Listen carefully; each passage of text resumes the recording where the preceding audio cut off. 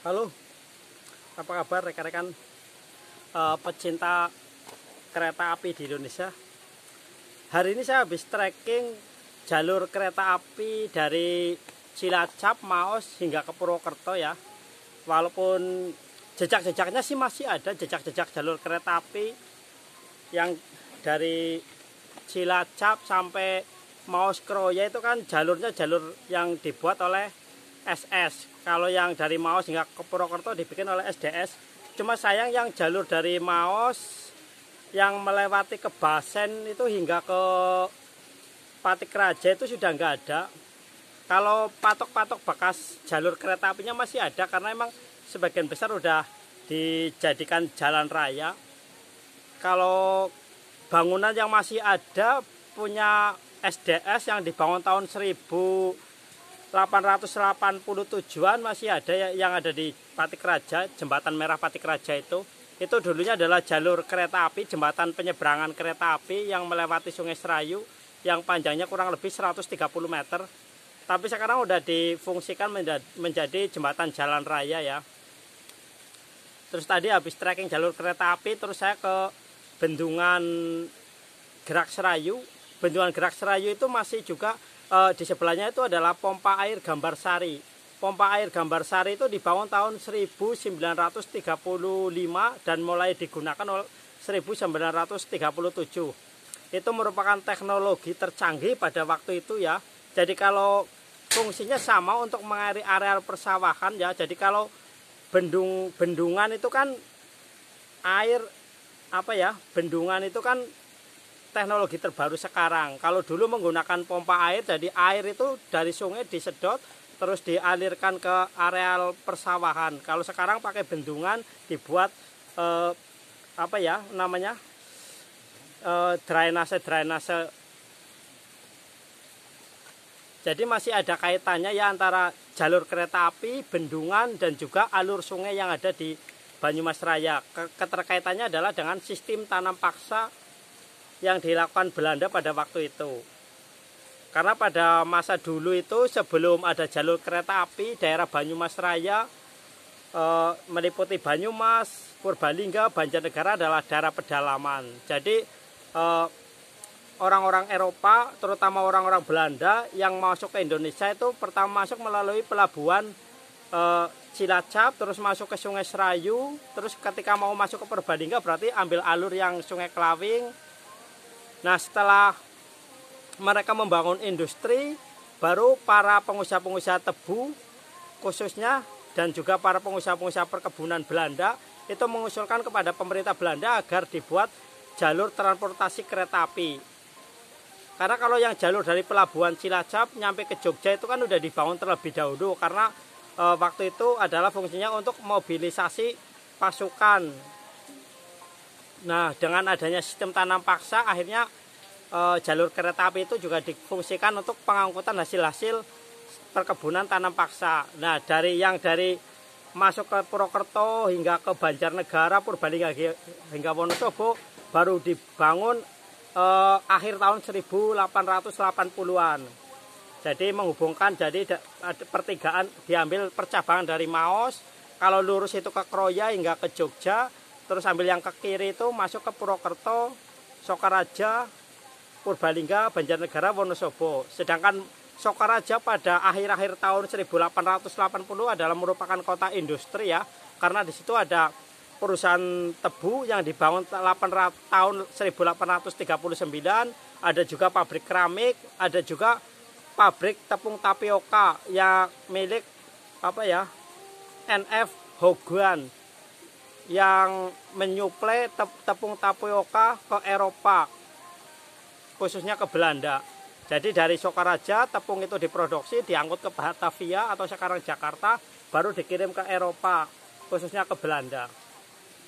Jadi sebelum kota Sokaraja yang masuk wilayah Purwokerto atau Banyumas sekarang ini adalah dahulunya adalah pusat industri, kota industri. Makanya di situ akhirnya fokus perekonomian di awal tahun 1900 dan akhir 1880-an adalah di situ sebelum akhirnya Banyumas, Purbalingga, Banjarnegara berkembang.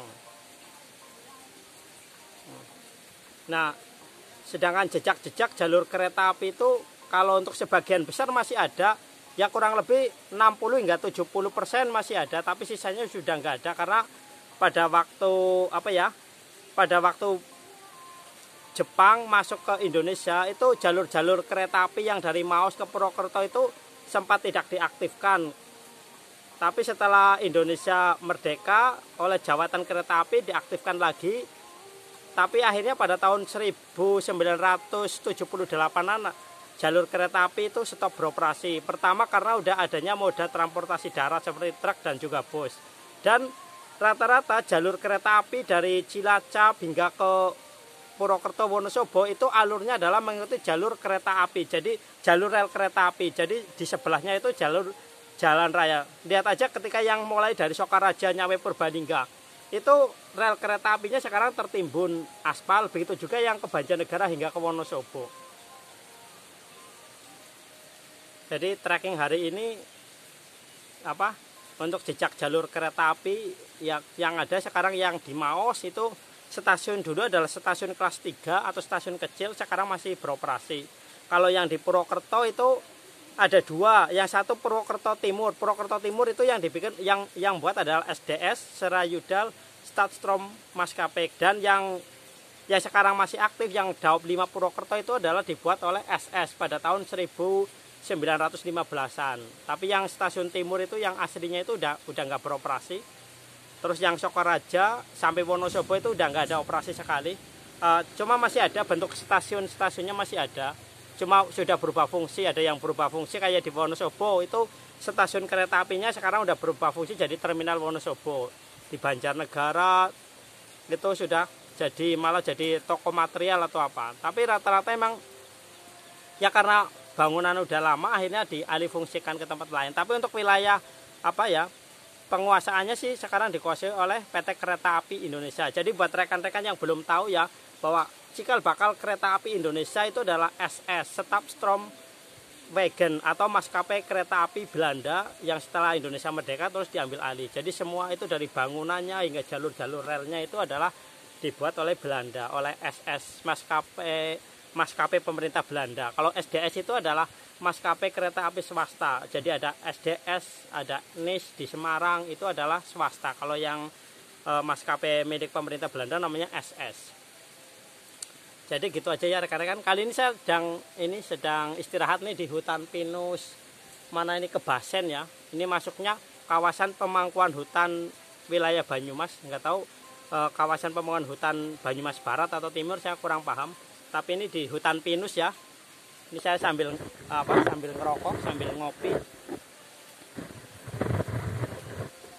Oke, terima kasih ya rekan-rekan. Salam berbagi, salam damai negeriku. Wassalam.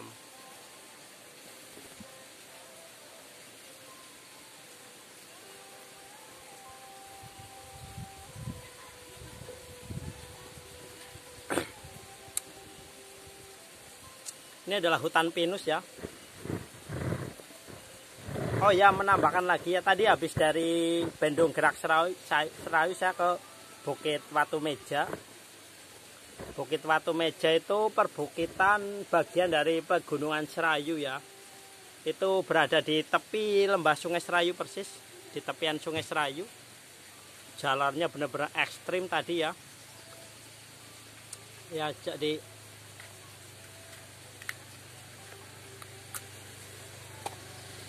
oke, terima kasih, salam berbagi.